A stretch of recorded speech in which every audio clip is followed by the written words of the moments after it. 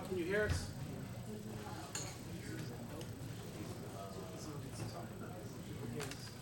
He's on mute though. Yeah, but he should be able to hear us. Should be able to hear us. Dr. Morrell, are you able to hear us? Yes, he says yes, sir. Thank you. Okay. Do we have the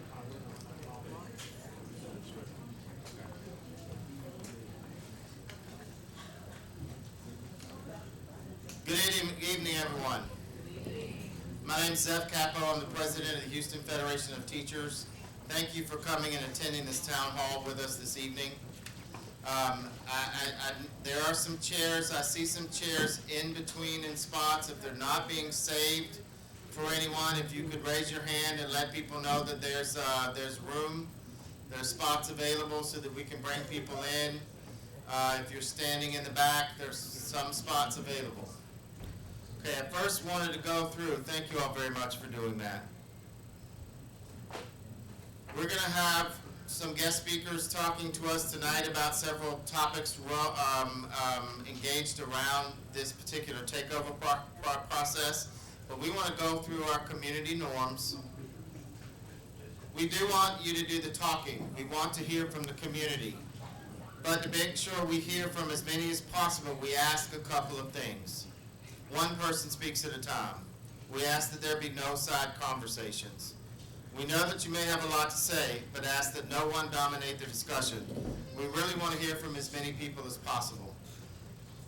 We know that we may not be able to get every question answered this evening, but we have left some cards as well. There'll be a microphone for those that want to give their questions after the presentations, but we also have cards on your seats to be able to write additional questions, get those turned in. We'll have staff that can take them up. We'll try to get through as many as possible. If we're not able to get through all of them this evening, we'll publish them out, answers if we have them and can find them. I want to recognize a couple people that are with us. We have a couple of our HISD trustees. I've seen Dr. Sergio Lira that is in the room. Dr. Lira, thank you. Thank you for your service. Trustee Rhonda Skillen-Jones, maybe, there she is. I'd like to, excuse me, let me finish this. Going through the norms, I didn't do that. There are no right or wrong answers. Everyone's experience and opinions are important. Speak up whether you agree or disagree, but speak respectfully. The best answers come from a wide range of positions, and that this room is a safe space. We want everyone to feel comfortable sharing when sensitive issues come up. We want to make sure that you know that we will be recording this event. We want to capture everything that you have to say so that we properly convey the thoughts and opinions of the group, but we will not be identifying anyone by name. When you come up to ask some questions after the presentation, please be sure to share your name so that fellow people, your fellow community knows who you are, and particularly your constituency. Are you speaking as a parent, as an educator, or a community member? Okay. I'd like to bring up to give welcomes as well to my colleague and co-host for this evening, the president of the Houston Education Support Personnel, Ms. Rita Thomas.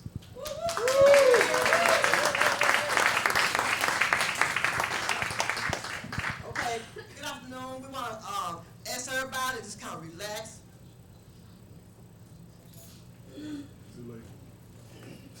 Calm down so we can get this problem fixed. So we welcome everybody here. I want to thank the community for coming out and our sisters and brothers from HFT and HESP. We have a job to do. We have a job to do. And our president, she had a good vision. I seen to her whole vision as she was talking. All we have to do is follow it, and we'll save our school district. Thank you. And y'all welcome. Thank you, Rita. You know, this is not just educators. This is an endeavor of our entire community. One of our partners through this has been LULAC. I'd like to ask the president of the LULAC Council 402, Hugo Mojica to come forward and also give welcome for being here this evening. Thank you.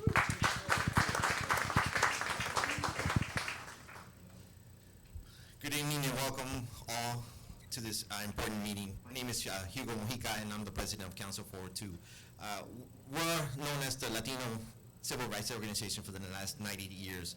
So when this whole endeavor started on the state trying to take over our public schools, which basically that's what they want, we are happy to join in the fight because we have to maintain local control of our schools.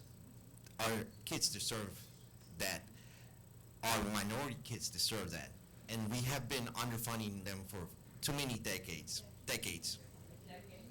Not years, decades.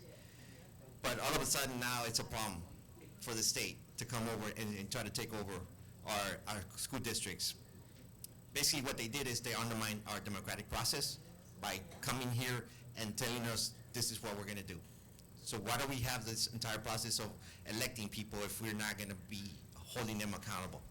So I'm here as a partner.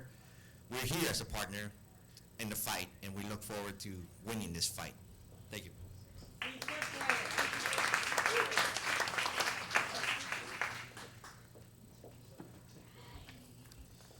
Thank you. We've also been joined by HISD Board President Deanna Davila. And I understand that Representative Symphonia Thompson may be on her way in, and when she gets here, we will ask her to come up and speak quickly to the audience. Okay. Oh, there she is.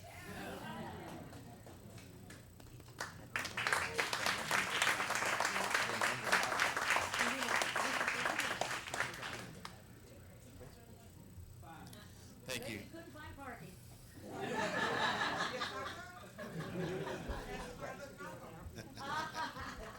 All right. Madam Co-host, would you like to speak to the group? Our co-host, Representative Symphonia Thompson. Good evening. I am happy to be with you this afternoon. You know, I had a previous meeting scheduled. Zep called me and told me about his meeting that was scheduled ahead of mine, and he was saying, is there any way that you can move your meeting? I said, I think I can. And I'm delighted to be here with you this afternoon, and I want to thank you for all the work you did this session. It really made the session go good. Thank you. Thank you.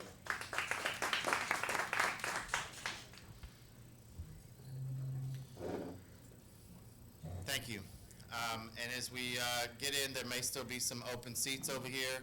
Again, there's people in the back. There's a couple open seats. Please bring yourself up front and get comfortable. Okay. I know one of the things that has been on many individuals' minds, what does takeover mean? How does the state act when they come into a school district? And one of the individuals that we have to speak to this issue today is someone who knows very succinctly how that happens, and that is somebody who was actually appointed to the Board of Managers in Marlin ISD by TEA and Mike Morath. Dr. Marilyn Martin served on the Board of Managers. She has an experience to tell from her community.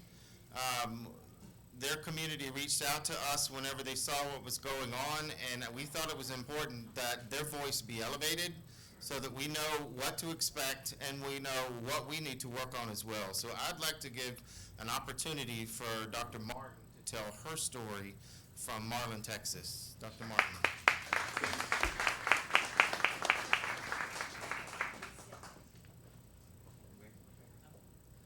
Good evening, everyone.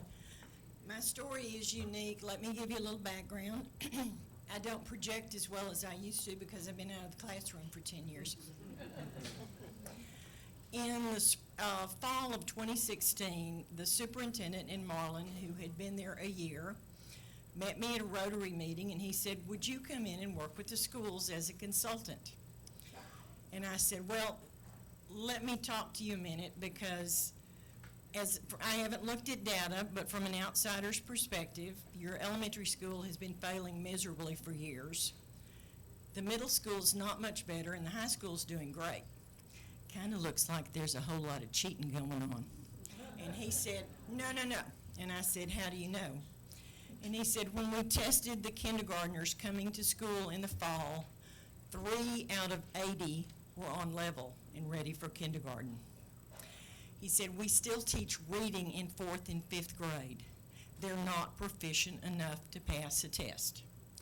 Middle school, they get a little better, and by high school, they can read and can pass that test. And I said, okay, I'll work with you. So we did. We had a conservator at that point who was a former superintendent. She worked with everyone to do the best that we could do for those children, put in the best programs. We raised beginning teacher salaries to $50,000 for a beginning teacher. That was unheard of in Central Texas. Marlin is 25 miles south of Waco. Rural, one of the poorest counties in the state. There's nothing there except the courthouse. We attracted good teachers that loved our children. We had community support. It was great. I worked in those schools until April of the following year. The middle school came out in May. They made accountability, and the high school made accountability. The elementary school missed it by 2 points. I thought, that's not bad.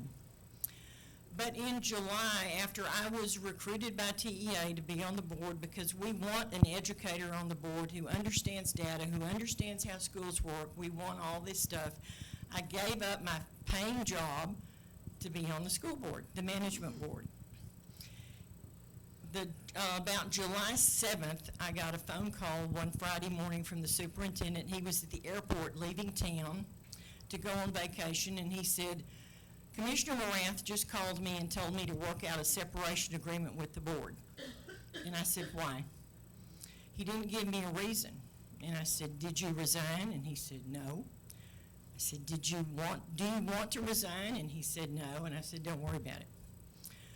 So we had an emergency meeting with TEA the following week in which they said, you have to get rid of him. And I said, why? I have fired people before as an administrator for good reason. I don't like it, but I can do it.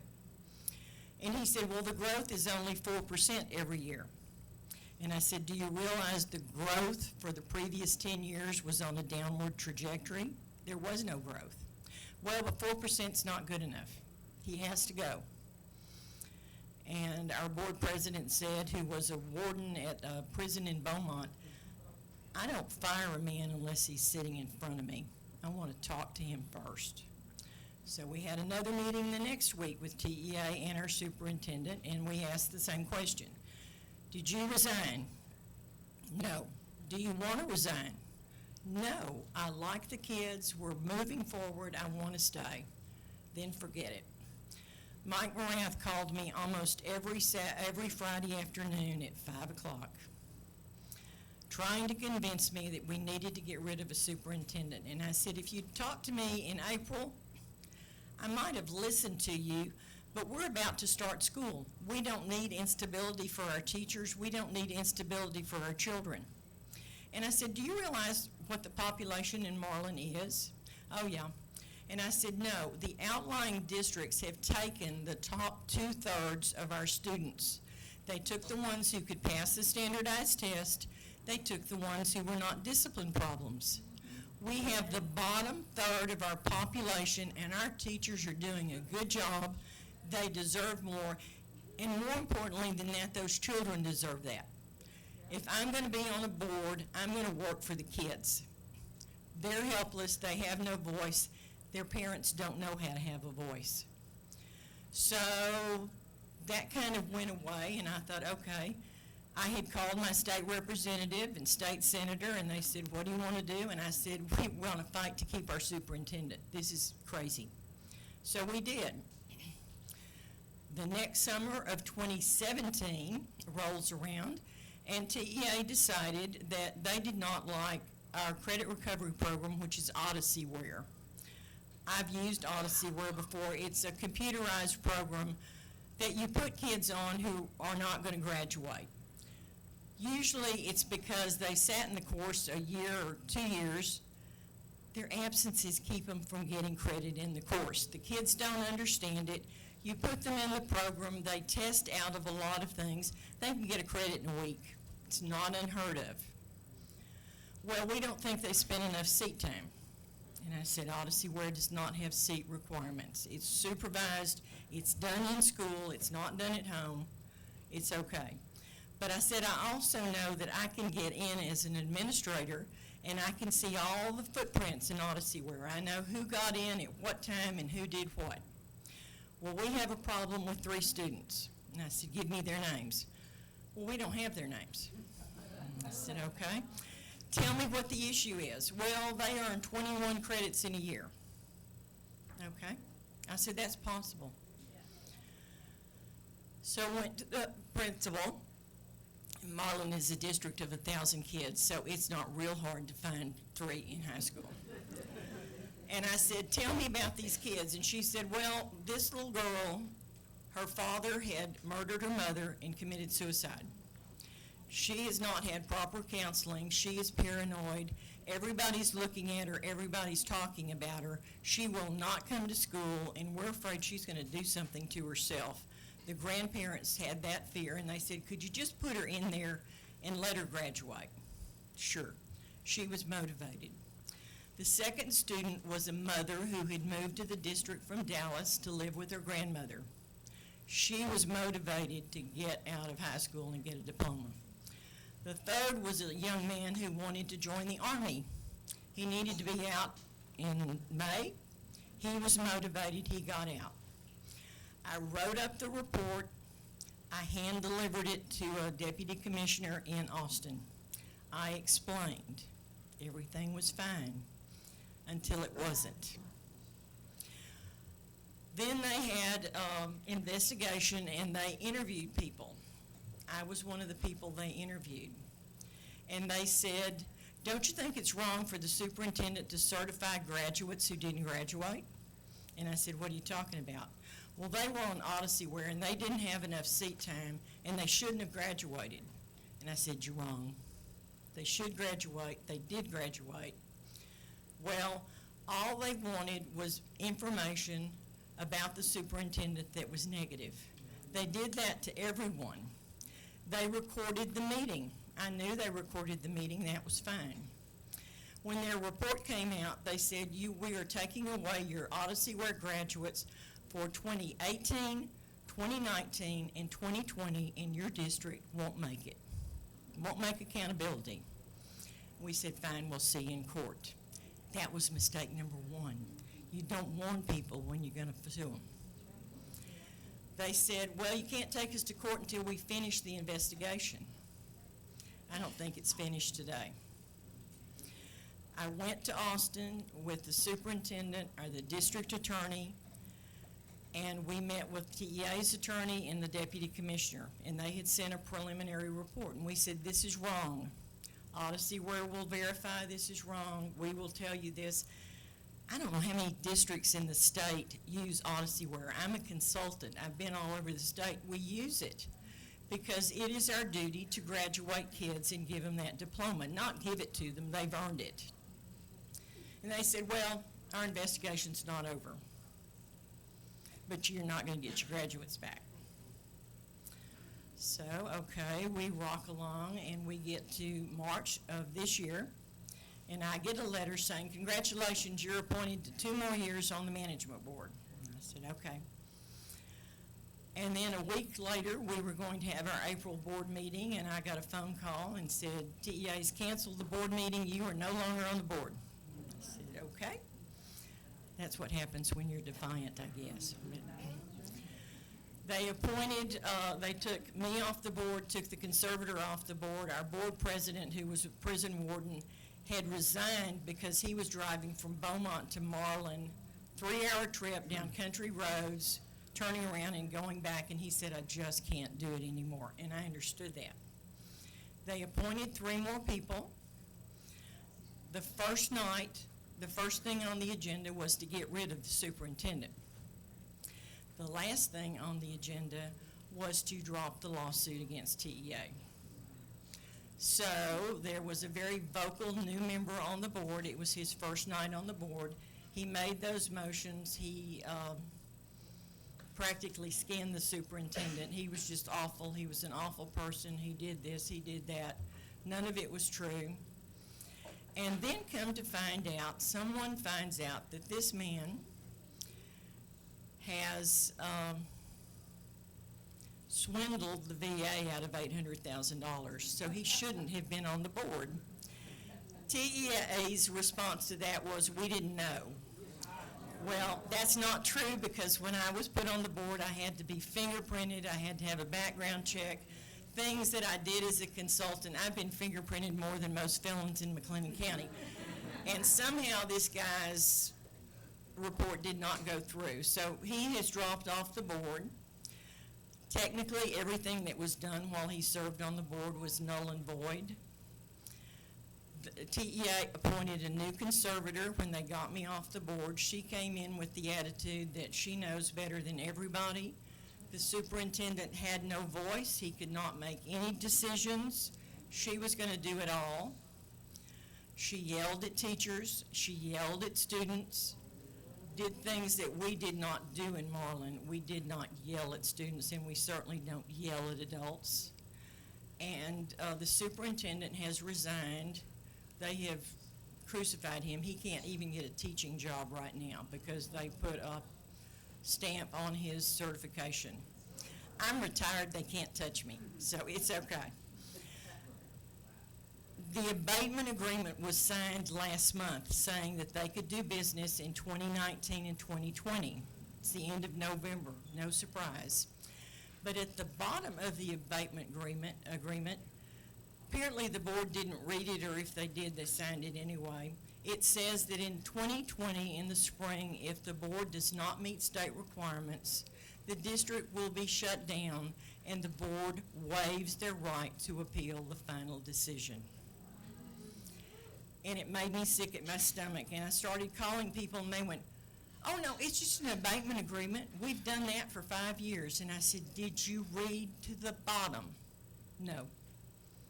So they have, in essence, given that district away. I know from my state representative, the elementary kids will go to a district that's 30 miles away. The middle school and high school kids will probably go to a district that's an hour away. I don't like kids on school buses for an hour in the morning and an hour in the afternoon. That is not right. What you need to understand, and what I have tried in the last 2 weeks to make Marlin understand, is when you lose your school district, it is gone forever. Forever. A charter school will not come into Marlin because it's 1,000 students. I can't make enough money to make it profitable, because that's the bottom line, profit. I don't know what's going to happen to those children. I suspect everyone will move out of town and take their kids to a district where they can have their children go to school where they live. It's the saddest thing I've ever seen. In addition to giving the teachers a raise, we made sure that there were no more than 12 to 15 students in the elementary classrooms. This conservator said, you don't need those small classes like that. She started school one teacher short in every grade level and has had 6 or 7 walkouts since then. We have between 25 and 30 at-risk kids in classrooms that were built for maybe 20. It is chaos. Teachers are sick. Teachers are still calling me. I can't do anything for them, but they need someone to talk to. High school has become very dangerous because the kids are in charge. It has never been that way in the 10 years I've been around Marlin, and it just makes me want to cry that in 3 months they've destroyed the district. We're going to lose the rest of our good teachers at the end of the year. They're not going to hang around and find out what's going to happen in August, because a lot of them have to work. So just understand and rally the parents that these are your children you're talking about, our most valuable commodity. they're helpless. They can't fight for themselves, so we have to fight for them. If you have any questions, I'll be happy to answer them. I'll be happy to talk to you after the meeting because I'm staying the night. So, yes, ma'am?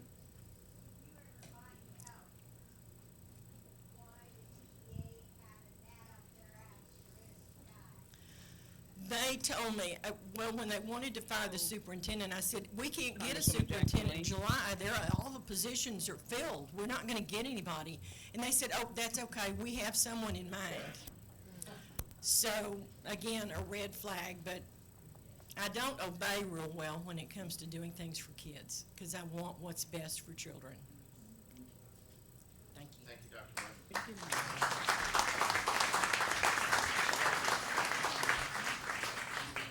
Dr. Martin, we'll certainly be opening up for questions from everyone as we get through the agenda, but I wanted to ask that trumped-up investigation report that was done, who was the investigator from TEA that did that report? Do you? Hewitt, same one. We got the same one. President Davila, what was that? We have the same one. The same investigator that trumped up the report in Marlin is the one that did the report in HISD. The problem that we have is this is not the first or second time. This is about the third time that we've heard this from. This is the third separate district where we've heard this from. So we have some reason to doubt what's actually being put in writing and what the reasons are that they're being put into writing. I believe that we have the. I'm on the line. I can't say And on the line. Congresswoman Sheila Jackson Lee, are you with us? Yes, I am. Thank you. Thank you. Can you turn the volume? Congresswoman, you have the floor. Thank you so very much for allowing me this brief moment to provide commentary from Washington. Let me acknowledge the Dean, Representative Congressman, and all others that are there. There are elected board members as well. Let me just say to the President and to leaders who have come from surrounding areas, teachers and others, let me just thank you for serving our children, for caring about our children. I think the role that I have is to be an advocate for the policies and the excellence of the work that you do as teachers, administrators, bus drivers for our children. And my position is a constitutional position that can deal with the Constitution, due process, and the right of elections to proceed as they have, and the right of people to vote for those who manage them, and as well to be able to provide excellence for our children. There is no question as to whether or not boards can do the job. And so I want to listen to your ultimate resolve, but my position is that the elected board should proceed. It's interesting that in a brief meeting away from the impeachment discussions, I happened to be at the American Federation of Teachers building and met some of the leadership and discussed their knowledge of this situation, their interest, and their willingness to be, of course, strong advocates for us. So please, rep and all, let me know the final conclusions of the meeting. And as you all know, I'm in the midst of some issues here in Washington, but I am available, ready, and able to be able to continue to work with all of you. And thank you for what you're doing for the children. Thank you, Congresswoman. Thank you. So Houston is not alone. Obviously, other districts in Texas are going through this, but this has been a nationwide issue. Those of you that are familiar with the term ALEC, that stands for the American Legislative Exchange Council, is a right-wing group that sits around with their business partners from corporate America, coming up with legislative practices that focus on profit lines and not communities and families. There are connections across the country to what takeovers actually mean and what they're a vehicle for. And one of the people that has been studying this process and seeing what the aftermath brings is a professor, assistant professor of political science at Rutgers University, Dr. Domingo Morel. Dr. Domingo Morel is the author of Takeover, Race, Education, and American Democracy. And if you saw the New York Times article on the HISD takeover the other day, Dr. Morrell was also quoted in that article as well. Well, he's with us tonight via Zoom conference to kind of share with us some of that information as well, so that we have facts and can be prepared for what really is truly behind takeovers in any school district. Dr. Morrell, are you available? I am. Welcome, sir. Thank you for being with us this evening. Well, thank you, and can you hear me well? Yes. Okay. Greetings from cold and snowy New Jersey. I'm really happy to be with you via conference call for this very important meeting. As was just mentioned, I have been studying state takeovers for about a decade now, and have published a book on state takeovers, mostly focused on a case study of Newark, New Jersey, but the data that I use and analyze looks at state takeovers in every single state takeover that has happened across the country. And so state takeovers have been happening since 1989. The state of New Jersey was the first state to take over a local school district. And so what we have is 30 years of evidence of state takeovers. And what we can say pretty convincingly is that state takeovers of local school districts do not lead to improved school systems. Now, I want to repeat that. We do not have strong evidence. We can say that at best there is mixed evidence, and that's being pretty optimistic, that takeovers lead to improved schooling outcomes. What we do know, again, 30 years of evidence to prove this, that what takeovers do is lead to disempowered communities, particularly Black and Latino communities. They lead to the removal of school boards in many cases. They lead to removal of teachers, important staff members, and other employees that make up an important part of the working and middle class in communities.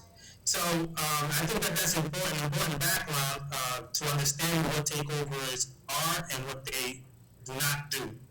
And in the case of Houston, I think, as I mentioned to one of the reporters from the Houston Chronicle, who may be there today, that it's very puzzling that the Houston Independent School District is going through this state takeover, because by all accounts, one of the nation's largest school districts is actually considered a success by the state of Texas, giving it a B average. So why would a district that is actually doing pretty well, particularly compared to other districts across the country, why are they going to experience a takeover? And when we look at takeover not just through educational lens in terms of how districts do with math, reading, graduation rates, and so forth, when we look at it from a political and economic standpoint, we see why it makes sense that a district like the Houston Independent School District is facing a takeover. It is majority Black Latino city, with majority Black and Latino political power, and the school district represents an important part of the economics of the city of Houston and therefore the state of Texas. And so that's what I encourage people to think about strongly, that this is an important political and economic battle, and no one is, based on my research, no one is better positioned to fight this fight with for the children, for the community of Houston, than the teachers. And so you are at the forefront of this battle, like every other school district that has experienced a takeover. Teachers are the ones who are there to defend the school district, defend the communities, and I think that as as has already been said, as I mentioned, that it is puzzling that Houston is going through this ordeal because it is not considered a district that is as a district struggling. It just suggests that this is we're at the cusp of a different type of approach going forward, where what we've known in the past, the rhetoric that has been used in the past to justify a takeover, that's no longer going to be necessary. In other cases, states have justified the takeover because it's a district that has not done what has not performed as well as they want to. But in Houston, this is obviously not the case. And so what they have done is completely abandon that rhetoric that we've seen in other places, and it suggests that this one may be what is in the works for not only Houston but other districts across the country. So this is an important fight that U.S. teachers and the Houston community has to take on. If there are any questions, I'll be happy to answer.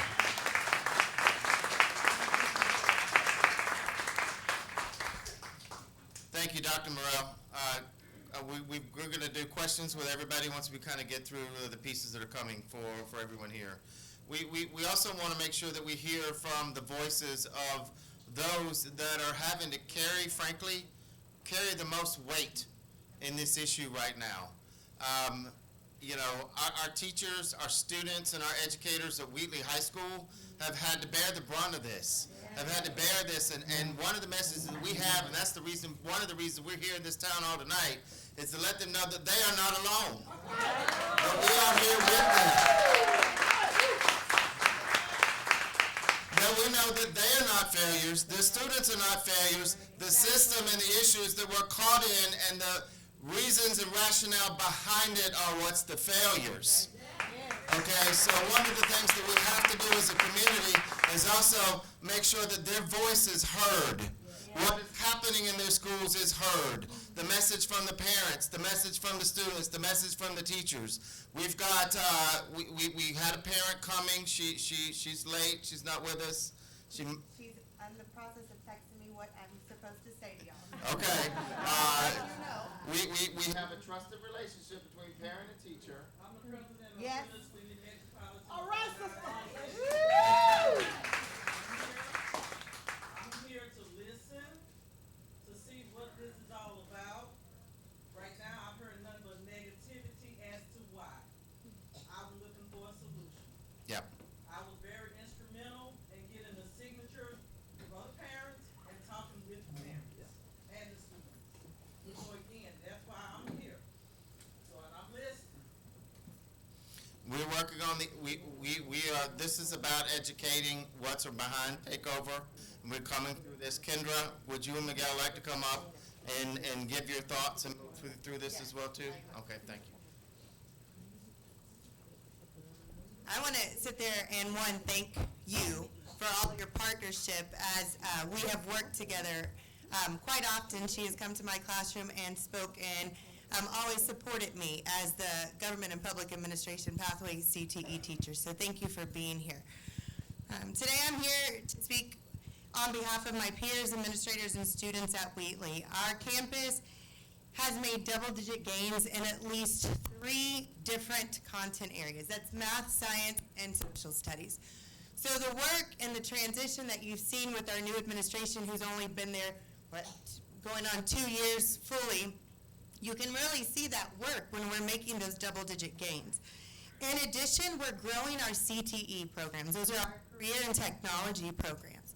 So currently our culinary program is growing. The kids are loving it. And they have been active participants in making sure that they are preparing the meals for our family events at campus, as well as Thanksgiving, the Thanksgiving celebration. So we have a number of kids who are highly invested in that program. In addition, we have automotive. The kids have been extremely, sometimes it's the one class they want to be in all the time, to be honest, for some of them. So the automotive, IT, and then, of course, with my CTE program, which is Government and Public Administration. And just alone last year, we were able to implement at least 3 to 4 projects where we cleaned up parks, we made bags of care, which were toiletries that were donated, the items donated from the local church, and then we gave to the local soup kitchens. So in my class, we've done a lot of work in the community and focused on what we can do to help the community. But that's just not it. Our kids go to Barbara Jordan, where they get to do welding and nursing. And through all this, they're getting the certifications. With our partnership with HCC, they're getting college credit and then the AP exams, which means that in the 2018-2019 school year, we made double-digit gains in what are considered the college career military readiness standard of our state. That's huge. The problem lies, or unfortunately, those scores aren't counted for us, because we're held accountable for the 2017-2018 school year scores. Think about that. That's also the same year that we were given a waiver for Harvey. I want to put that out there. This is something that really bothers me, and so I think it's time to kind of focus, kind of lay out that story, because I really struggle to understand how we develop an accountability system that does not reflect the true data of the students of that current school year, especially when the stakes are as high as they are right now for us. And knowing that the data demonstrates that we are making those changes that the state are holding us accountable for. We're doing that. We're doing that hard work, and we're doing it every day. So between this and the forced failure decision made by the commissioner, which has been published, and you can find that in a lot of the local articles, it makes me wonder, what is the real reason that we're in the position that we're in and triggering this state takeover. As a teacher, we come to work each day valuing our work, the ability to educate our students. This is something we value dearly. We are constantly reflective of the opportunities of student growth, recognizing the skills we need to develop so that our students don't just graduate, but they're successful beyond graduation in the workplace. No teacher wants their students to fail, but one thing we also know is that failure leads to growth. Unfortunately, again, the accountability system set up does not foster this mentality. Instead, it uses a forced failure, and again, I'm going to say it's a forced failure of one of our schools to take over our school district. In a district that performed at a B rating, as we said, over and over and over again.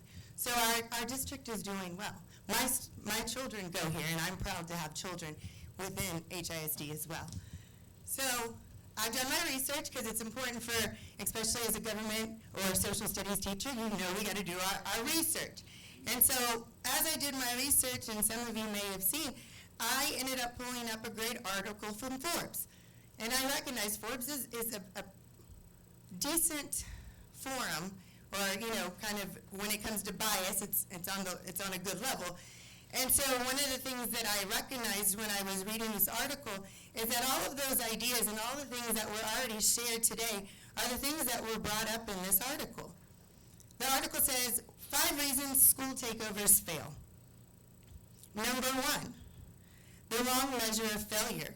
We're deciding which schools are in need of takeover. The most common answer is by standardized test, which is, and there's what they quote, a lousy answer.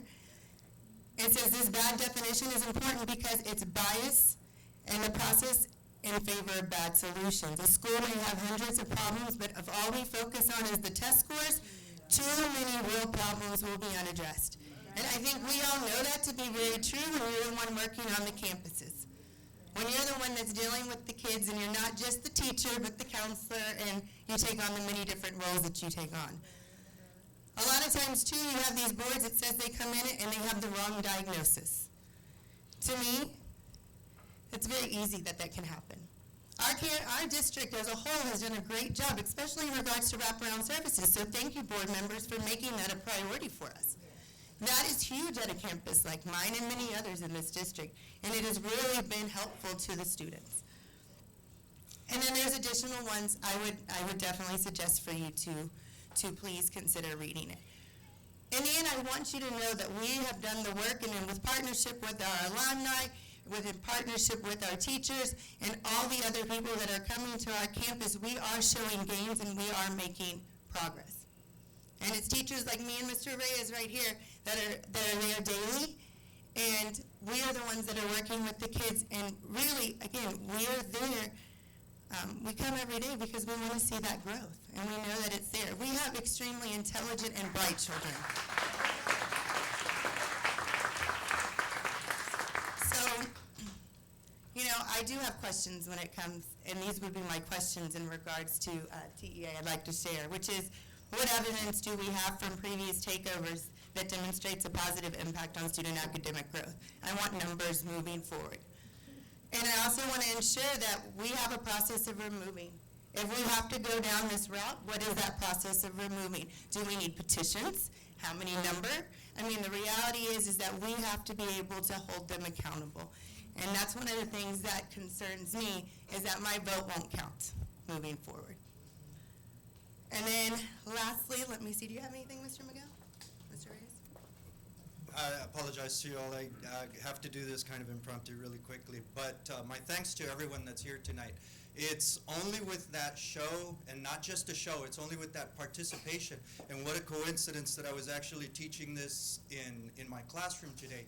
The safety in numbers, the strength in numbers. It's only with that we will be able to turn this around and get the issues that we need to address fixed. So we as well, we're tired of hearing the negative side of all of the things that we did wrong, the things that went wrong, specifically at Wheatley High School. So we're going to turn that focus around. We need the participation of the community, of the alumni, of the parents, of everyone involved with our school. So my sincerest thank you to you all. And I think Ms. Kendra will probably take questions if you all are interested in that. So thank you very much, and I appreciate you all being here and taking the time to listen and support us.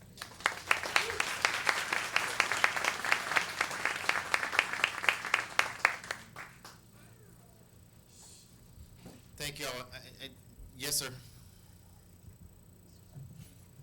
My last name is Russell. I have a question for Dr. Lino, if that's possible. Okay.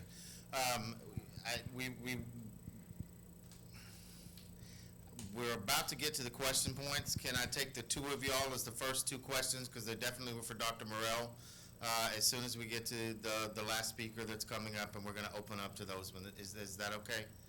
Thank you. Number one, number two. Randy, would you like to come up, because then we're going to open up to questions, talk about the action items that are next steps, and the pieces to move forward. Randy. So, my name is Randi Weingarten. I'm the president of the National Union, the American Federation of Teachers. More important than that, I am a high school social studies teacher from Brooklyn, New York, from Crown Heights, Brooklyn. Every child that I ever taught was either black or brown. My kids won competitions of the Bill of Rights during the 1990s when we had to scavenge for chalk in the New York City school system. While I was the president of the Teachers Union in New York City, Dr. Fernandez and I, Dr. Crew and I, turned around high schools, elementary schools, by actually, to the young lady's question earlier, by actually fixing and strengthening public schools rather than abandoning them. I also, just so people know, I run a charter school still in New York City, which has a 100% graduation rate, which is unionized with a union contract. And my predecessor, Al Shanker, was one of the people who believed in charters as incubators. I've worked in public education my entire adult life. I left a big law firm to work in public schools and public education. I am here today because this is Houston. Yes, I come from Washington, lots of stories about impeachment and people not getting along and whether or not that's a reason for kicking somebody out of office. But I'm here today because this, what is happening in Houston right now, in my judgment, is the most important issue for children and for freedom and opportunity in the country. And that's why I'm here today. Just like Dr. Morrell, I have studied takeovers. I went through my vitae about a school teacher because the most important thing in my life is teaching children. I've studied takeovers, I've studied charters, I've worked with charters, I've worked with public schools. 99% of the school systems in the United States of America, or let's say 95%, are actually managed by a publicly elected school board. There are some that are not, like there are 5 in New York State that are under statutory mayoral or state control, done through a different kind of checks and balances through the state legislature. Virtually everywhere else is done through public, democratically elected school boards. Because from the moment of Jefferson, from the moment of the Civil War, from the moment of suffragettes, there is a moment, there is a value in America that says that children's education is the most vital thing we have, and it must be done through a check and balance of freedom, that is through an election. Now, elections are not always, beautiful things, and people who get elected are not like married couples who have to actually live with each other every single day or get divorced. They are a group of people that have been elected to do the job that they've been elected to do. What is surprising to me and to Dr. Morell, since we have both been involved in the Newark takeover, I've been involved in the Detroit takeover and fighting that, in the Philadelphia takeover and fighting that, is that in virtually every single one of these situations, there was evidence not of one school, but of sustained malfunction or disruption or inequity or all sorts of things for a multiple of places. And that there was very few people who would say that the school system or the schools were doing well. Not anything like a school system that is close to an A rating, and yes, every school could be strengthened. Every school should be a place where parents want to send their kids, educators want to work, and kids thrive.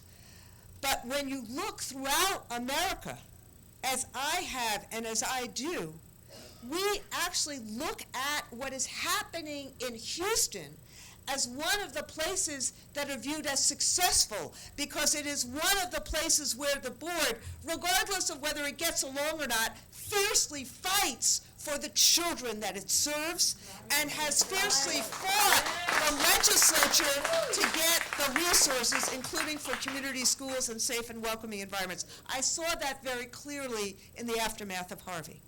So the question now is, and this is why I think Zeph wanted me to speak, is that this is a moment that when people are really frustrated, there's going to be huge overpromising. And that is what I see Morath doing. I've seen this show and snake oil salesmen for a long time. And what happens is that they overpromise that a charter or a takeover is going to be the panacea. And frankly, in this district already, charters actually on average do 8 or 10 points worse than than public schools, and don't have the accountability. I don't want this to be charter bashing, public school, rah-rah, but if you look at the evidence, they don't actually have any accountability. They don't actually have transparency. They can close anytime they want. In Detroit, you have charters that close all the time. And what has just happened just today was a report out of Detroit that said charters and the state takeover was a costly mistake, even for that system, which teetered on bankruptcy. So the question becomes to the lady, what do we do to make sure that we strengthen all schools? Listen to what the Wheatley teachers were saying. How do we have community schools so we provide a safe and welcoming environment for all kids so that they have the nurses and the social workers that they need and deserve? How do we make sure we have AP courses, we have sports, we have enrichment, we have smaller class sizes? How do we do the kind of equity work that we're doing all across the country? How do we actually say to the 4 new board members that were just elected, do the community's work? work together to make every single school in Houston a school that parents want to send their kids to, that educators want to work at, that kids thrive. But the only way you can do that is in a public school system that is accountable for all, which is what democratically governed schools mean. That's why I'm here. I've watched this too much. I've watched schools deteriorate under the same way as the doctor just told us. Dr. Morell and I have watched schools lose out because of unaccountability and because of promises made that are never delivered because Mike Moraz is not accountable to anybody in this room. We will help and support the community do what it needs to do and what it wants to do. But at bottom, public education is foundational to our democracy, and that means that black and brown communities have to have the right to elect their representatives and then demand that they get what others in the suburbs get. Thank you very much.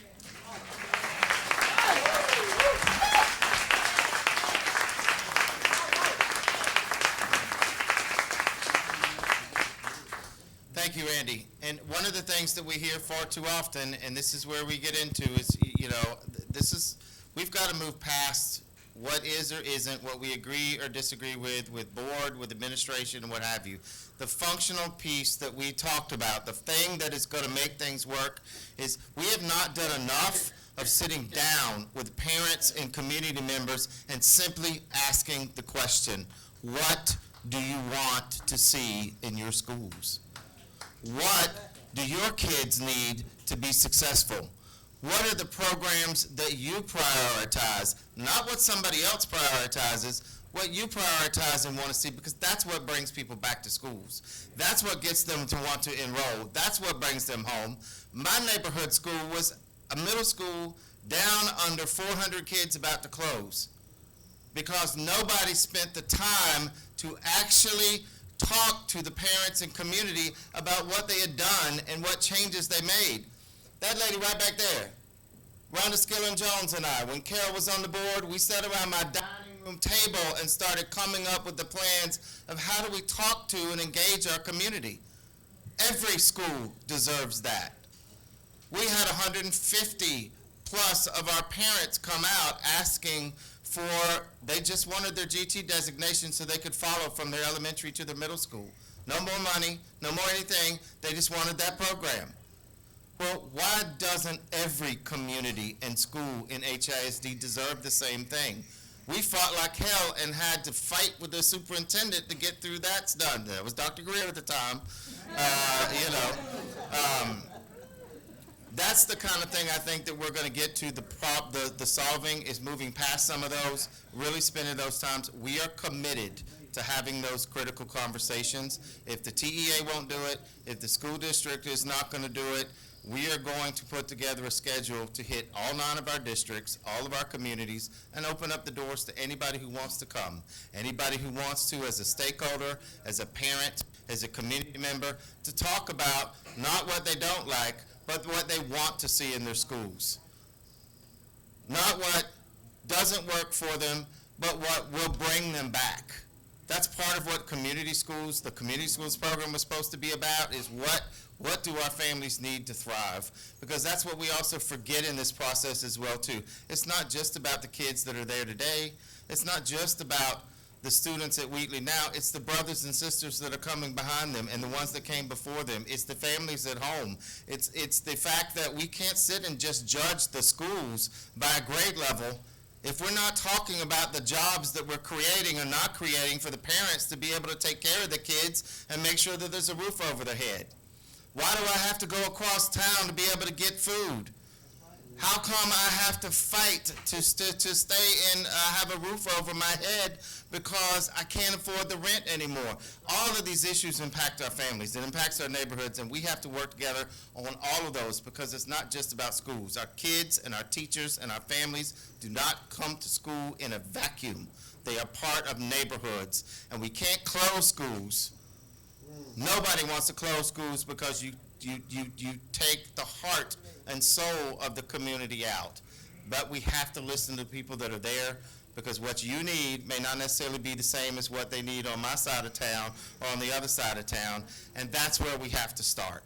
So that's part of the work that we want to do, and we want to open it up to questions right now. And we have 2 questions for Dr. Morrell, if he's still on the line, and we're going to start there. Yes, ma'am.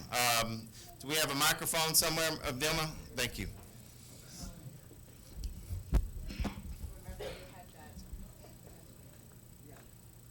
Just wondering if a school district has ever successfully fought a takeover, and if so, how, and if there are any recommended strategies for fighting a takeover. Dr. Morrell, do you have that question? I couldn't hear that well. Dr. Morrell, the question was, are there any instances of successfully fighting a state takeover? And if there are, what were those strategies and activities that helped people win the state takeover? Yeah, so we don't have a lot. We don't have a lot of. I'm sorry, I hear a lot of feedback, so I can't hear myself. But we don't have a lot of evidence of successful mobilization against a takeover. But what we do have, and part of the reason why that happens is because, particularly during the early years of the takeover, the first decade or so, most communities felt that states were actually going to be supportive of education rather than what eventually we know takeovers to be, which is disempowering of communities. And so now that people are more aware of what takeovers are all about, what we have learned is, or we've had more evidence of mobilization to end takeovers. And those most successful efforts have involved strong teacher mobilization and equally student mobilization. So that is a critical part here. It was critical to the end of the takeover in Newark. It was critical to the work in Philadelphia, the work in Detroit and some other places, at Oakland, that students mobilized. In the case of Newark, students shut down a major highway. They took over the administration building. And so I think going forward, part of the strategy here in Houston would be to engage the teachers, engage the students, and engage the community groups. Like, I'm not sure exactly what groups have been mobilizing in Houston. I know that there are many that are present there today, but in other places, historically, the NAACP and other groups have been critical in the mobilization to end state takeovers. Thank you, sir. Second question comes from this gentleman right here. Dr. Morrell, okay. Now, obviously, you've been studying this for quite some time, am I correct? Yes. Okay. Now, I'm sure you're well aware of the problem that this has caused across the country, okay? Now, an old man once told me this a long time ago. Talk is cheap, but it takes money to buy land. Obviously, this thing has become so cancerous until it's at stage 4. What are the solutions? Because if we keep talking, we're going to eventually become a part of the problem. So what is the solution into stopping or decreasing the takeover of the state? Yeah. So, I think that you're doing exactly what needs to be done.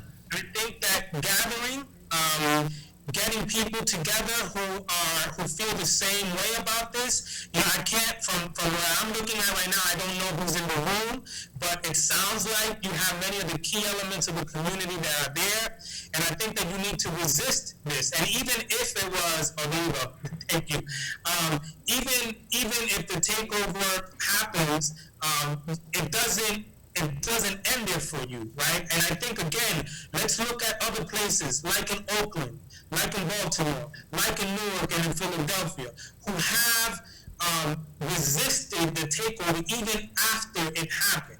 And so I understand that there is disappointment and concern among the residents that this is about to happen. And if it does happen, obviously it is cause for concern, but it doesn't end there. I think that there needs to be mobilization, again, with all of the key elements of the community, the teachers, the parents, the students, the community organizations, that all care about public education. And so, again, those of you who are in the room, I can see now, I know, talking is not exactly the only thing that we want to do, but these types of meetings are a critical step in doing the kind of work that you need to do to maintain and salvage your district and get it to the place where you all want it to be. So I just want to add to that piece, there have been some solutions that we've tried to move forward as well too. In this room before the last legislative session, we actually talked about this. We started having this issue about this bill that created this crisis, 1842. And we attempted to help put together some ideas based on what we saw was some successes. Kashmir High School finally came out of their score, their IR, their takeover. Not because of some magic bullet, but because for the first time in a long time, there was actually some level of community voice.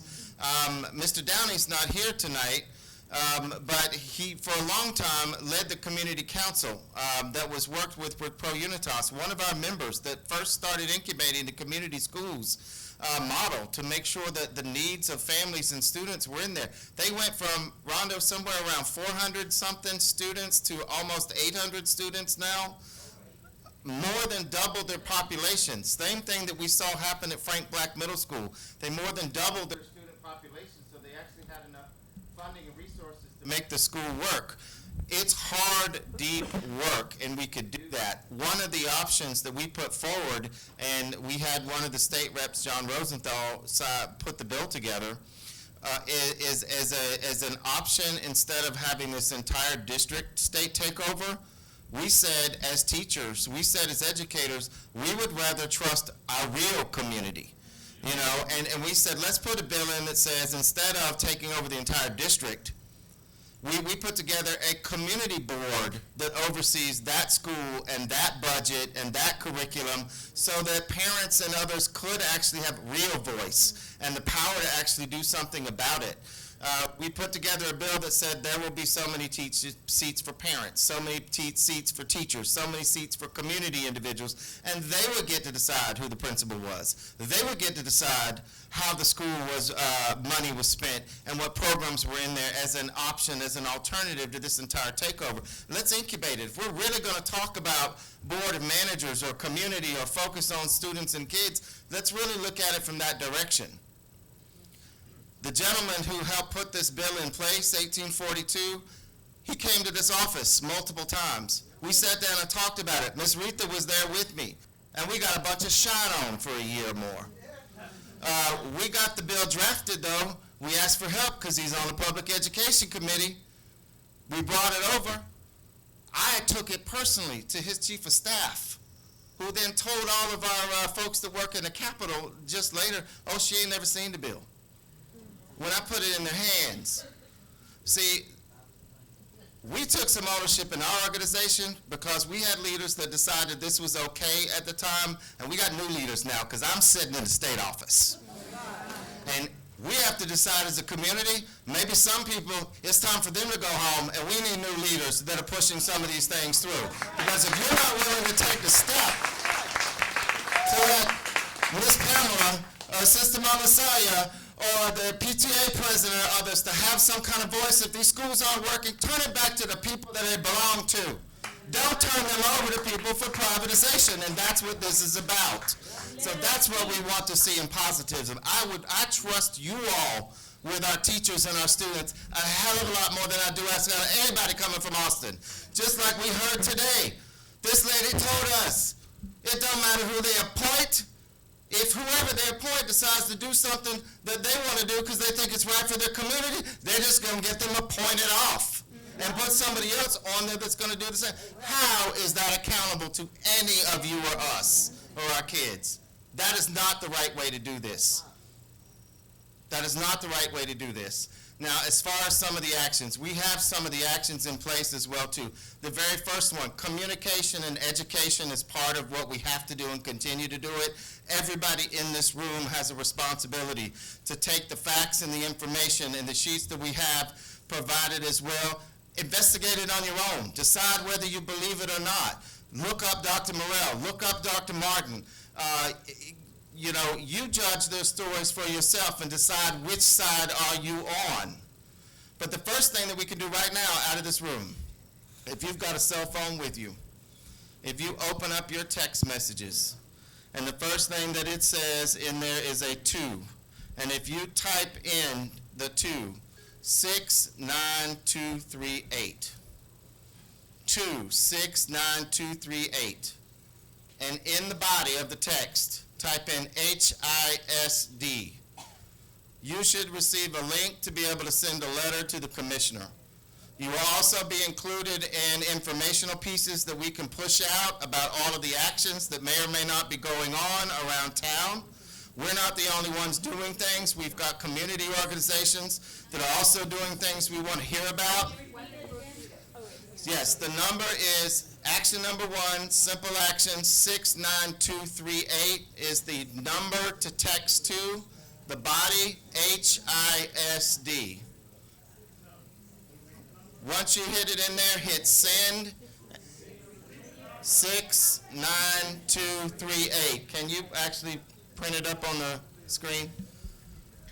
69238. Type in HISD in the body. We got a poster board? We can do old school as well too. We don't have to have the computer. Those of us that are teachers know that technology is our frenemy anyway.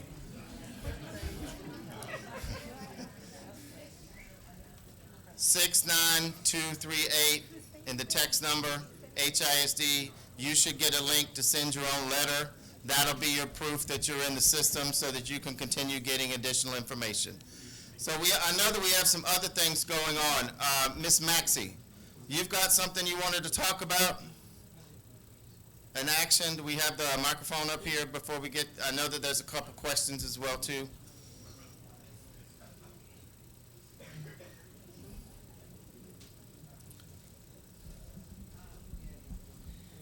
Hello, everyone. Pardon my voice. My name is Maxie Hollingsworth, and I am a proud member of HFT, rather. I am a teacher at HISD, and I'm also a parent of HISD students. I want to encourage you strongly, please. You all need to understand that this is veiled disenfranchisement. This is no different.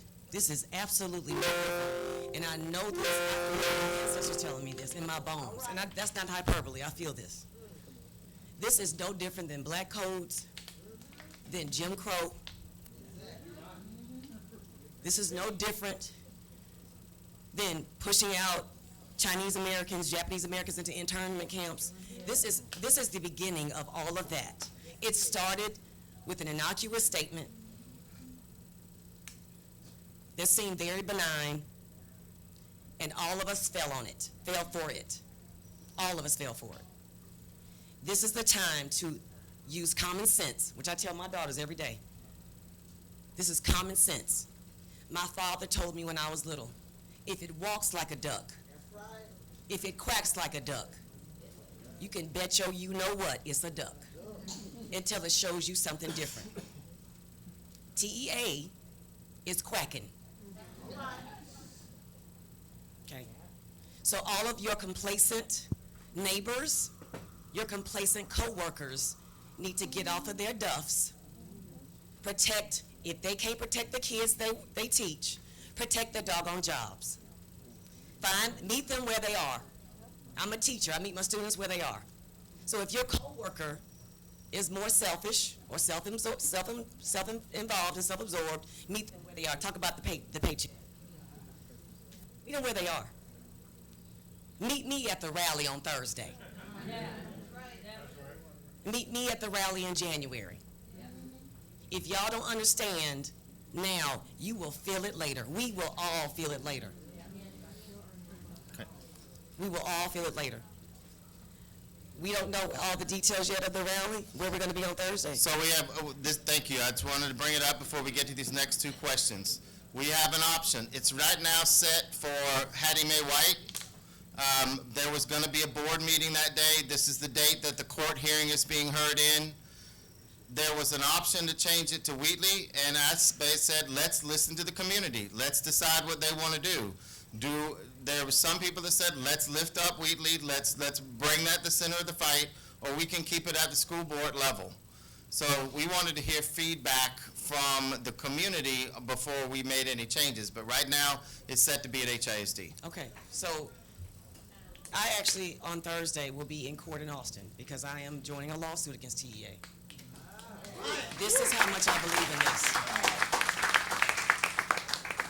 I believe in this to my core. And I'm doing this not just for myself.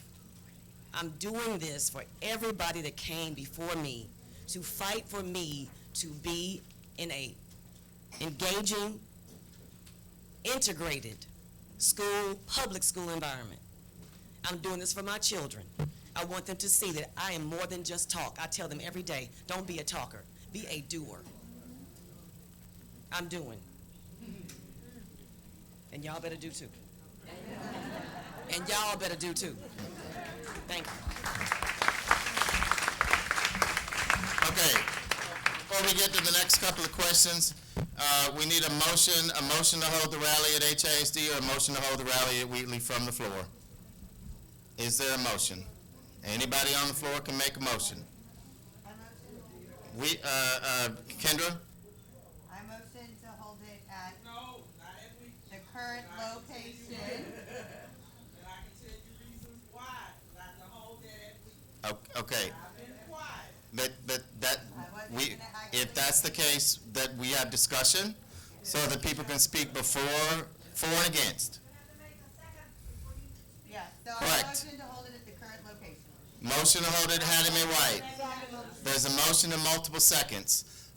Anybody want to speak on the motion?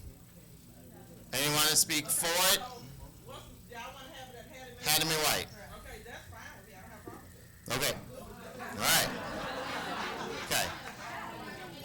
What is the reason for not wanting to hold it at Wheatley? Okay. The reason why. Yes, ma'am. One of the reasons why I do not one of the reasons, I give you several reasons. Wheatley is not the only school that has failed, okay? There's 21 schools that has failed in HISD. And I'm appalled at the fact that you all are just saying Wheatley. Now, because of 1842, that triggered the law.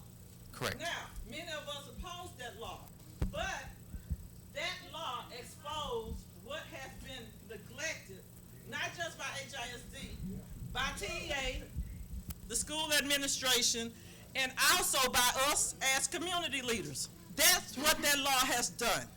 Now, August 15th, when those scores came out, okay, Wheatley had a deadline to meet that is school administration nor HISD supported.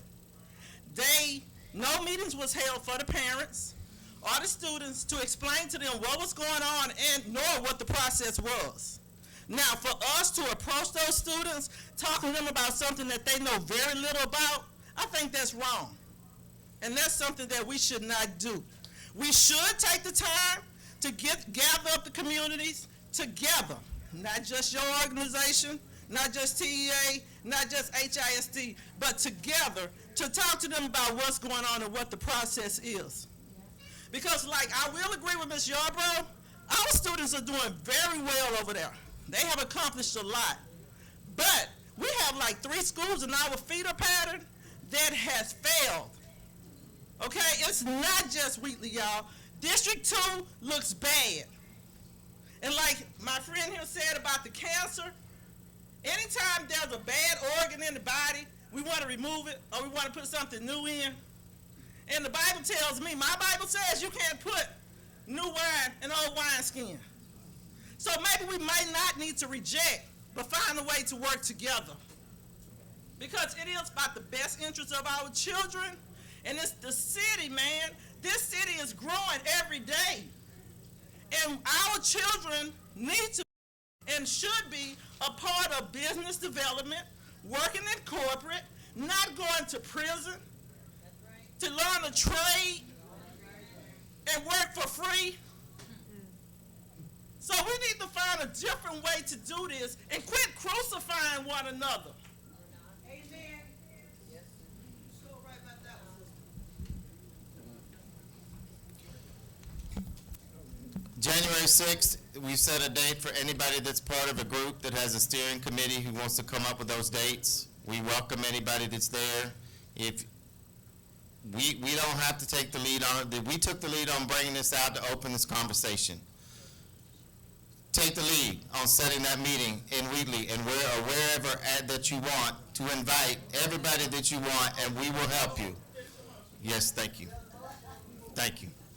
A motion on the floor. Anybody who wants to speak against the motion? Seeing nobody, we're ready to vote. All those in favor signify by saying aye. Aye. The motion was to hold the rally on December 5th at Hattie Mae White, HISD. Okay. Those in favor signify by saying aye. Aye. Those opposed, like sign. Motion carries. Okay. That decision is made. We had two questions in the back. The lady in the, yeah, thank you very much. Ms. Velma? Oh, okay. Hi, I'm not part of the schools. I'm just a community person who's a 75-year-old great-grandmother. But it breaks my heart to see what the state is doing, and it is racist, and it is about money. And what I don't understand is, when I was working, I worked for a brokerage firm. And we sold bonds, so I understood that the schools, public schools, got 2 streams of income from the state. Why would a charter be entitled to any of that money? If they're so pleased with their for-profit crap, and I call it crap because children are not a profit item. If they're so pleased with that, why do they get that money? And I'd like to know the answer to that. And is that part of the lawsuit that they should not get that money? And the children should get those resources, that's all. Thank you. Thank you. Second question, and while we're getting ready here at the back, and then we have a statement from Representative Johnson in the back. Vilma? No, the lady in the back, she's been waiting next to Ms. Rhodes. And to the last lady's question, actually the charters in HISD get $1,700 more per student than our school district does. With my feeble mind, I'm trying to find out something. Y'all call out Detroit, New York, California, now Texas. This is a United States problem. Yes, ma'am. So if all of these, if the charter is coming in, taking over all the states, where's our U.S. government? Because it has to do with the U.S. government and education. It starts there. So we need to find out about what our government is doing. We are currently being devossified by Betsy DeVos. That's exactly what they're doing. And it's time to put her and the people that put her in office out. Representative Johnson. Good afternoon. Good afternoon. Let me apologize for being late. I came from the north side. Coming across Pierce Elevated, I get nervous. So I'm a 4-4 born and raised. But let me just say this. I've heard a lot of talk about Marath, but I heard little talk about Governor Abbott and Lieutenant Dan. Abbott and Costello, it may sound like a joke, but it's real. Because at the end of the day, we always talk about how your vote matters, but I haven't heard any. Marath works at the behest of the governor, period. And if we don't take the fight to the governor's desk, then there is no fight.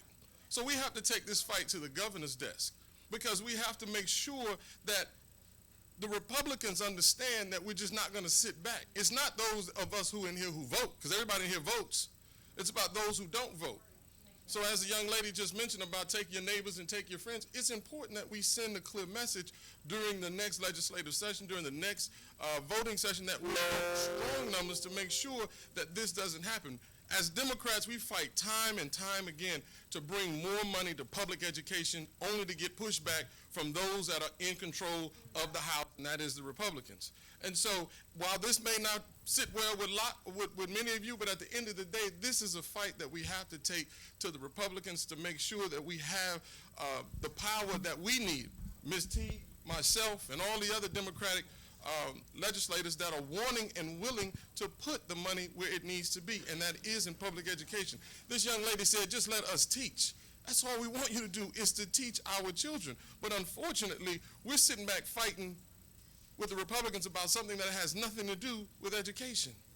And so let's keep in mind that you have a governor, because at the end of the day, truly, this is about D's and R's. As Harris County goes, so goes Texas. And so at the end of the day, this is their move. Without sounding redundant, this is their move to make sure that they make the D's look bad, to say, oh, the D's don't know, so that way they can continue to have control over the House. Let's not be fooled by their games. This is not checkers. This is chess. And if we don't understand their game, and we're going to sit here and fight and talk about 1842, and we're going to talk about all these other schools and this and that, but at the end of the day, truly, this is about taking leadership over the House so that we can have a governor and a body that can send a clear message that public education is most important to all of us. And so the D and R game has to stop. But we have to put people in place who understand this process and who are willing to fight for public education. Let's not get sidetracked with all the other games that they're playing, because this is the same game that they played during the Civil Rights Movement. Because every time we reach the goal line, they move it. HISD is scored 88. There is no financial woes in HISD. We just work diligently to make sure that there is no more recapture. So now we have more money back in our coffers. But at the end of the day, they've now moved the goal line. We missed by 1 point, and that was the trigger. Oh, okay, now we're going to blame 1842. No, 1842 been in place. So we have to make sure that this doesn't continue to move forward. So I just wanted to make sure this is a D&R game. We're not going to disenfranchise. I did not vote for the bill because I was not in place at the time. I did not vote. The bill predates me. The bill predates me, and I don't want to get sidetracked again by 1840. I want to be clear about my point here. This is about sending a message to the Republican body that is controlling the House right now. And let's not forget Lieutenant Dan, and let's not forget Governor Abbott, who controls Morath. Thank you, Representative. Vilma, if you could get the mic to Ms. Rushing over there, and while we're trying to get the mic to Ms. Rushing. Yes. Okay. I was trying to get to both of y'all, so you at the same I do time. apologize. I'm Yes. so sorry. Representative Johnson, I have a question for you. You did sign this bill that did put this into order for us to have private schooling here. Although you guys are shaking your head, it is about who we vote for, but it's also the people that we put in office. It's not about just us voting. It's about who we're voting for. Not you, but I'm sorry, Thompson, excuse me, I misspoke. Please, Ms. Thompson, that question is directed towards you because you did sign that bill to put that into order. And it's ironic that you're here to fight and try to help us find a solution to a problem that you put into order. Thank you very much for your question and your statement. Ladies and gentlemen, when a bill like this is put together, it's put together by stakeholders. The person who carries the bill is not the person who really make the bill up. Let me tell you the stakeholders in that bill. NAACP was a stakeholder in creating House Bill 1842 6 years ago. Let me tell you somebody else who was there. Texas Classroom Teachers Association was a person who helped to put 1842 together. The American Federation of Teachers was one of the persons who helped put this bill together.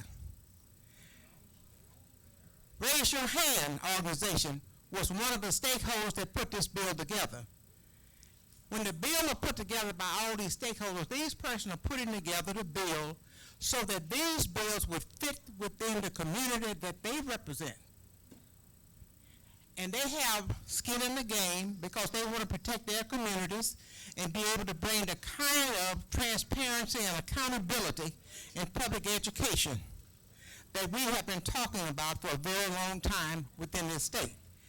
If you go to the internet and look at who testified for the bill, the American Federation of Teachers, this organization testified for the bill. Texas Classroom Teachers testified for the bill. And I sure did. The governor signed it. I didn't sign it, but if you make me the governor, I'd be glad to go and sign a bill. Texas Classroom Teachers testified for the bill. NAACP testified for the bill. Now let me tell you who testified against the bill. Nobody in the state of Texas came to testify for the bill because, wait a minute, I respected you when you were up here talking. Please have the common courtesy of giving this audience an opportunity to hear what I have to say when it's my time to talk. Because I'm going to always respect your time when you're up talking. All of these organizations had skin in the game, and they came and worked on the bill. When the bill came to hearing in the committee, education committee, there were a series of amendments that are put on, and it's on the internet. Those amendments was added to 1842. Now, let me tell you what. This organization testified for the bill, but are they to blame? No. They did what they could do to come out with a good bill. So did the NAACP, so did the Texas Classroom Teachers Organization, and all of the other organizations that participated in putting this bill together, because it was not put together in a silo. It was put together by partners all over the state of Texas. We are not talking about what 1842 closing down. This is just what the excuse that they want to use to close down Wheatley. But if you go and put the pressure on the governor, I guarantee you, that's what this man is doing tonight. He called me and asked me to cancel my meeting because he wanted to have an opportunity to be able to inform the community and to help to empower the community to fight. Now, I'm used to fighting. Because I did the sit-down strikes when I was in college all the way up.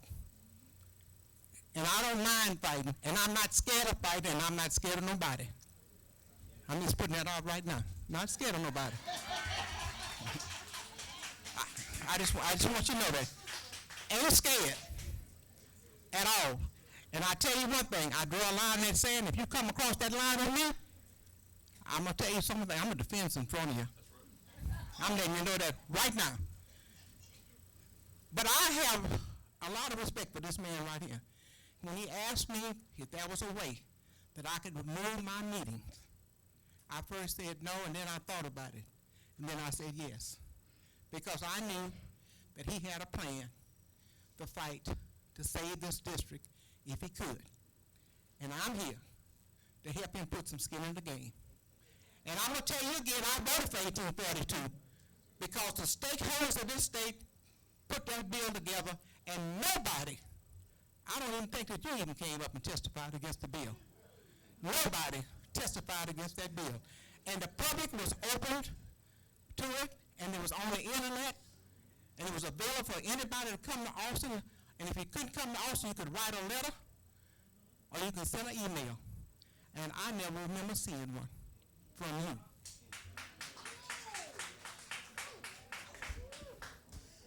Just really quickly before we get to the next question, there was Ms. Rushing in there. As I understand it, because this was before my time at the state as well too, this bill was put together as a substitute for the achievement district bill that they were trying to put in place, that they were trying to pass in 2015. Now, hindsight is always 2020. And hindsight that we see now, this was a mistake.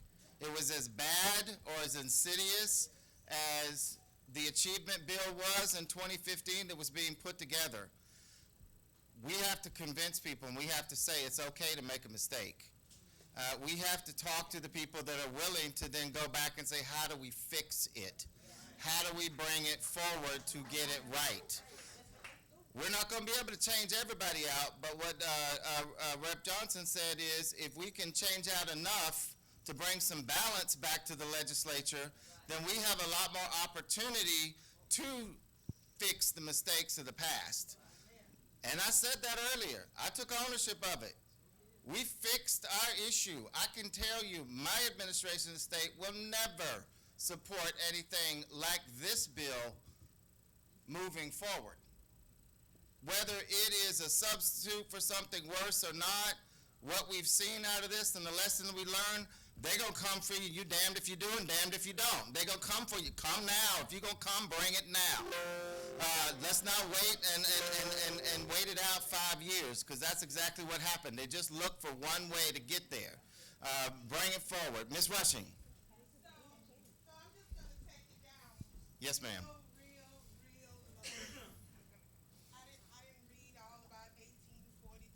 I don't need that.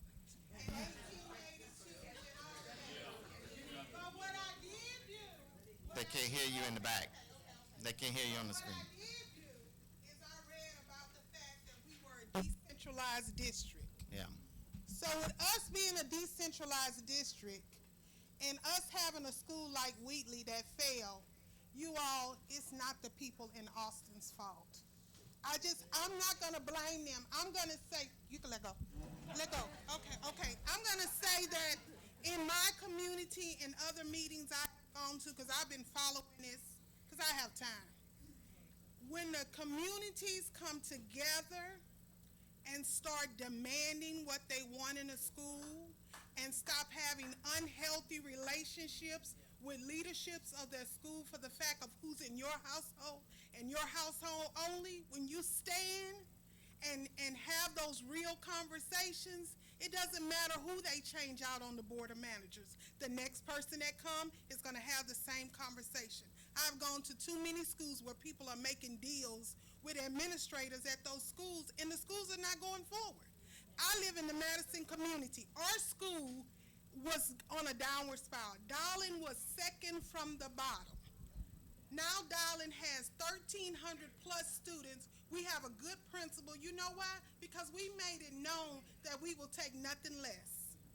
And so I just want to say that we want to fight in Austin, but we need to get together in Houston and decide what we want for our schools, because at the end of the day, I mean, you got 2,000 plus children whose parents are choosing HISD. Do you really think people don't believe in HISD? They do.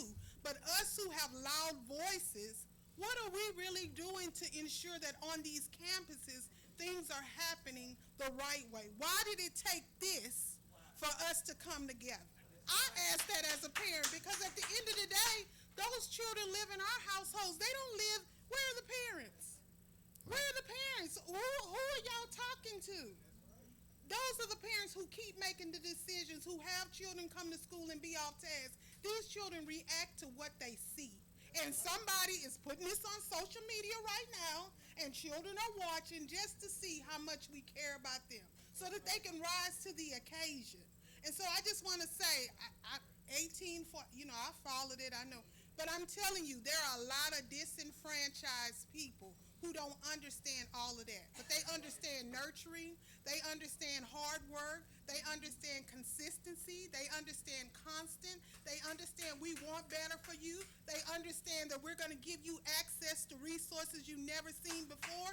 But when you go to places and you still hearing children who are part of HISD say, I never left out of my neighborhood, what do you expect? We have to show different to these children, you all. Not the adults, but the children. And I've tried charter, and I came back to the district because the charters can't even compare. When you have a child that has a need, but it's not going to. Nobody's laying at the front desk ready to give you access. You have to ask for it. Nobody's telling you about Title I, Title IV. No, they're not doing that. Nobody's telling you they can help you with uniform. No one is doing that. And one wraparound specialist at a school can't do it all by herself or himself. So I'm just going to say, as a community member, we do need to come together. And anybody who is trying to divide us, we need to have people who are bold enough to tell them you are not invited. Thank you. Thank you. We have a question in the back and then one up front. This gentleman back here next to Coretta.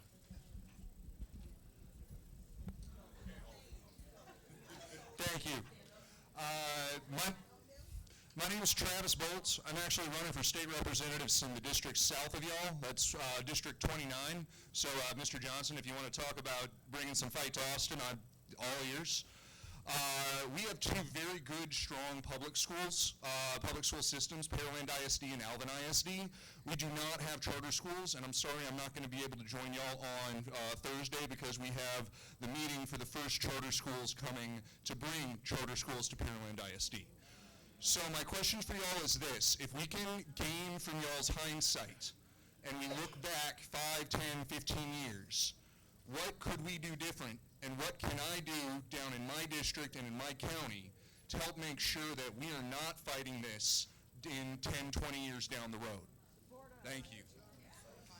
Thank you. Obviously, none of us are going to have all of the answers, and everybody has an opinion about what can be done.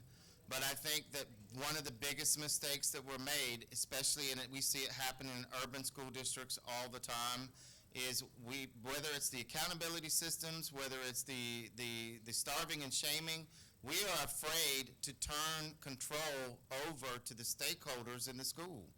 We are afraid to allow parents and students and educators that are on those campuses to have the proper level of voice to be able to guide the resources and move it. We talk about decentralization, but we've had a bastardized system of decentralization because all the power is in the hands of one person, and that's the principal that gets put on the campus. And if you're lucky to have a good principal, it might work out well. If you're lucky to have a bad one, you'll run the school into the ground. What? I got a question up here, Ms. Rushing.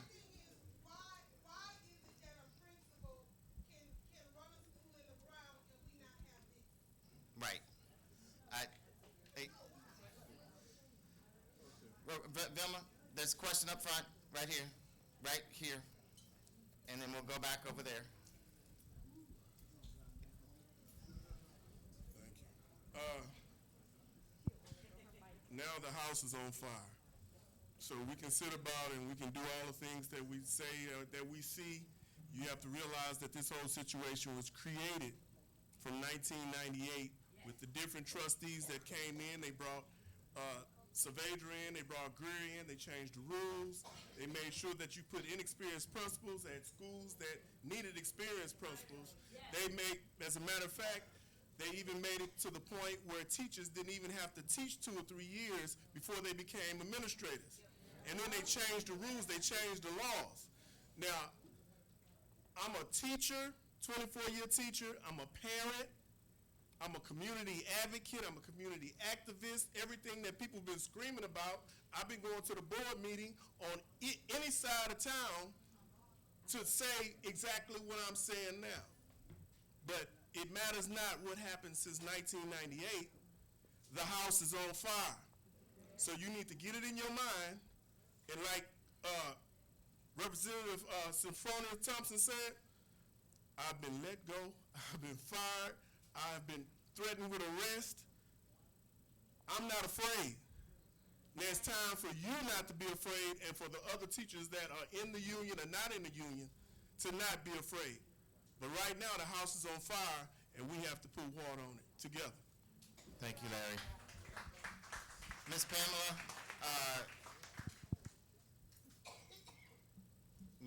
and then to the back. The next, was it Rhonda had a question?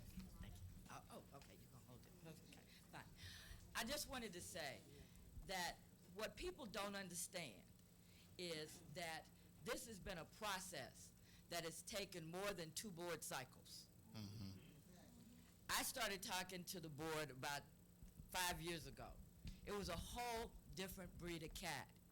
If you want to look at the schools, the districts they've taken over, they take over the districts that have minority representation on the school board. That has not anything to do with 1842. That has to do with a plan in place since 1998. The first Senate Bill 1 that talked about school reform and brought in charter schools, because whether y'all remember it or not, we didn't have charter schools in Texas. We didn't have a standardized testing contractor that can only work for 5 years because they make so much money, we have to get a new contractor. They're not taking over HISD because of 1842. They're taking over HISD because we were fighting the ridiculous nature of recapture. Because we were fighting to equalize all of the resources in the district. Because the district wanted to do that. Because we were trying to get back from the decentralized nature into a centralized one. Decentralization was the worst thing that ever could have happened to a school district. It really was. But it was part of a plan. It was part of a process. This has been, as I said 5 years ago, this has been a death by policy process. You can ask any of the board members in here. I say it all the time. It's all about policy. And if we don't change policy, if we don't change the legislatures, none of this matters. None of this matters. Thank you. Because the court will give us an injunction. We'll get it. Because everybody knows this is crazy. So I'm just saying, it's a whole lot to this, but the people that are currently in place on the board were not even part of it. That That's was true. 3 boards ago.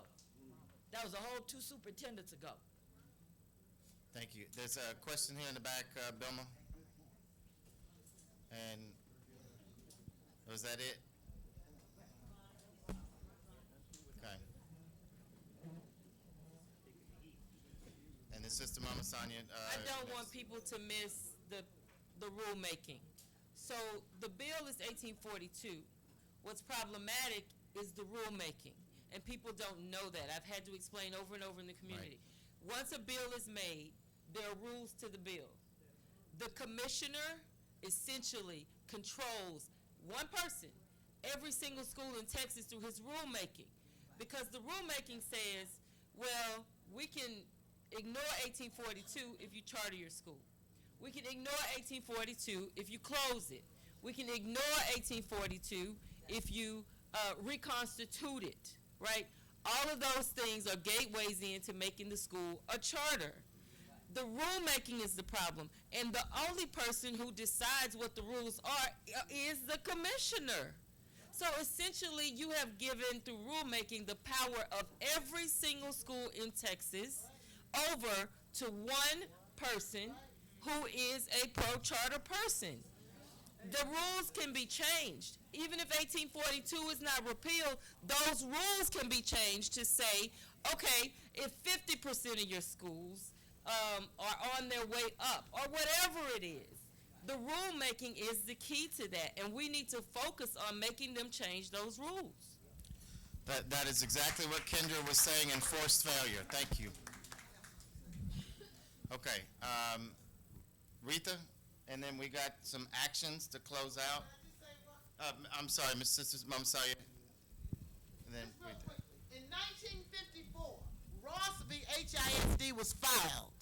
That was the lawsuit to integrate HISD. In 1984, it took that long until Ross v. HISD was settled. I was one of the attorneys who worked on that. I was against us settling the lawsuit because all the crap that went on in 1954 still was going on in 1984. Here we are in what year we are? Yeah, see, four is something. 4 is something, you know, because I was 64 last week, so, you know, my mind, I'm a little old. But now, we're going through some of the same things that went on when that lawsuit was filed back in 1954 before I was born. So what we need to do is, like Rhonda said, I want to say, trustee Rhonda, like Rhonda said, what rules, we have Morath who had so much power. And I'm sorry when we had, what's that other man, Rod Page, a lot of stuff with testing came under him. We got to call a spade a spade. So what we need to do is, whatever, I am totally against the takeover because that is disenfranchisement. Black and brown people, like the young lady said, we do not need to be disenfranchised. We need to be able to vote for who we want. But whatever it is, I need everyone in here to contact your representatives, your local representatives, your state representatives, even take it all the way up. We have got to let people know that we're in Houston. We're not going to just lay down and say, come on, roll over us. We love it. Thank you.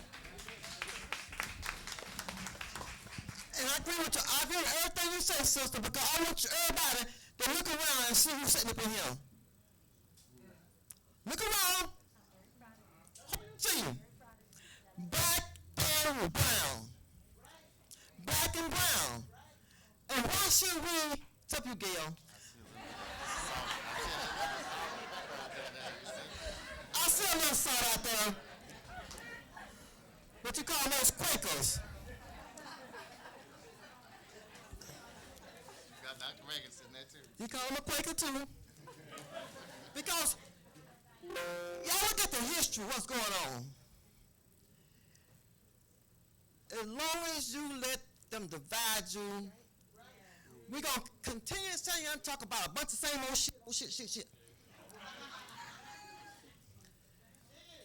We had a problem with, they were so busy having a problem with them dividing out a school board up with arguing, fighting, and they took the attention off of what they were really doing to the black and brown. And the way they had it fixed up was the black and brown is the one called the problem, HISE. Because you had certain people in there fighting for their own cause. Now, when it comes down to that kind of stuff, I just can't understand how you don't go in there and call yourself being a school board and you're in there fighting, you're in there fighting for your own purpose. Can I get an amen? Now I'm telling you, what we need to do, we need to do a million black and brown walk to Austin.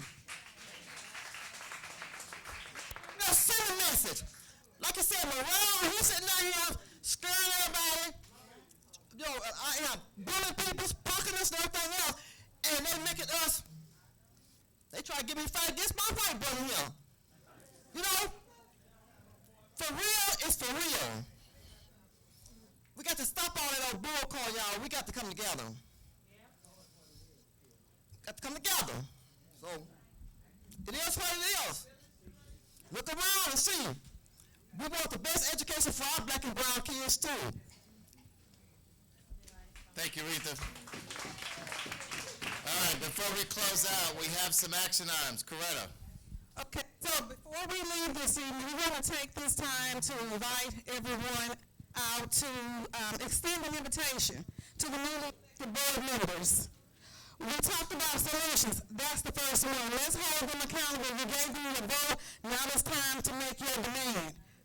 Okay? Let them understand that you still hold the power because you hold the power of the vote. You elected these people. Demand that they show up, that they support the things that you all support, and that they are going to stand with us publicly. We talked about having skin in the game. You cannot have skin in the game if you don't show up.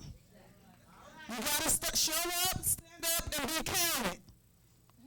Now, in terms of some of the other things that have been said, I want to say this.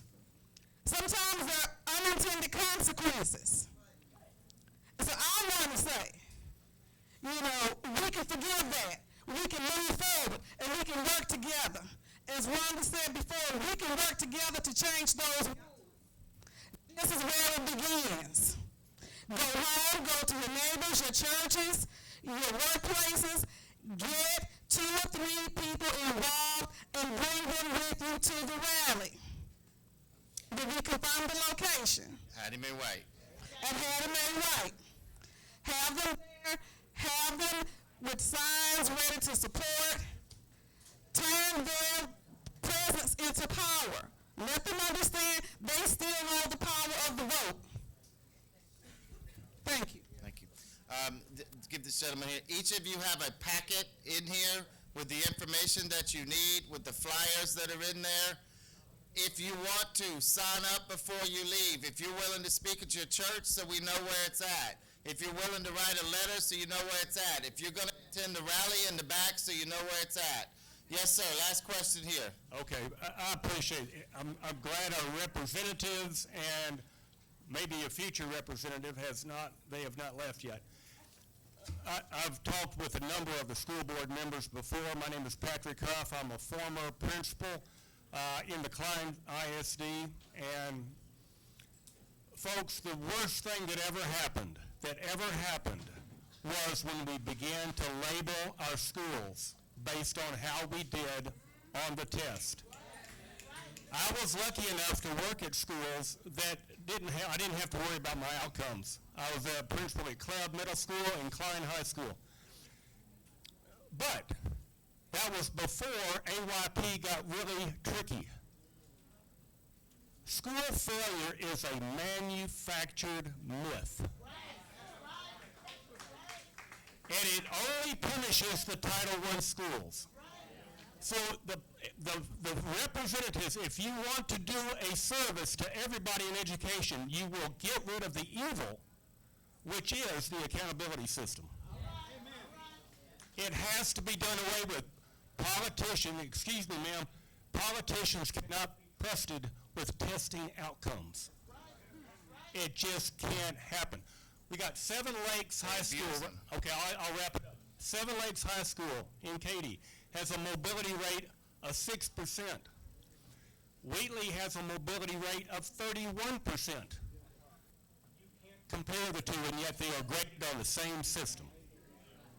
The Title I schools in poverty are always going to be the ones that get the penalties. Because guess what? You can make money off of them. Okay, that's all I'll say. Please get rid of the accountability system. That's the only thing that will work. And please grade Commissioner Morath. Give him an F. Thank you. Please check the signs in the back. We've got pins if you need to sign up. Staff there as well, too, to help you do that. Please speak at your church. Let me recognize Trustee Elizabeth Santos up front. Thank you for coming out tonight with that new baby. Write a letter to the editor. Attend the rally.